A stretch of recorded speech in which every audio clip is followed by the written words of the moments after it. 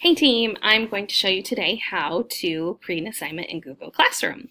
So the first thing we need to do is go to classroom.google.com,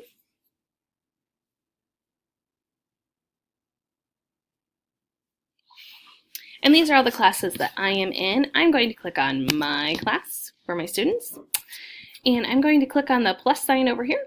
Well, you don't even really have to click, I guess. You can just hover over it and then go to create assignment.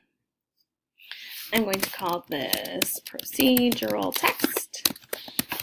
After that, you can include the instructions, change the points, add a due date. I don't feel it's necessary to do that, but you can if you want. And then click on the Google icon.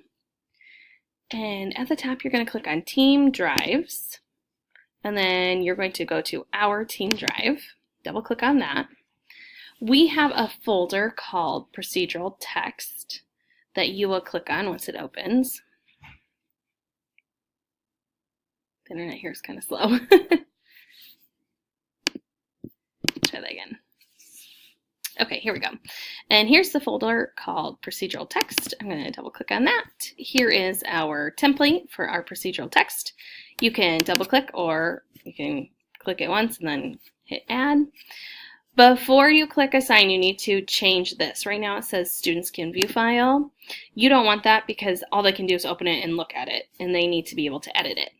You do not want students can edit file because then that changes our original, our template, which we want it the way it is. So click on make a copy for each student. That way it will push a copy out to each of them and then they can edit their own, not our original. So do that and then click assign. And then the assignment is pushed out to everyone, and then they can edit it in their on their iPad using Google Classroom. Let me know if you have any questions about how to do that or if you need any help.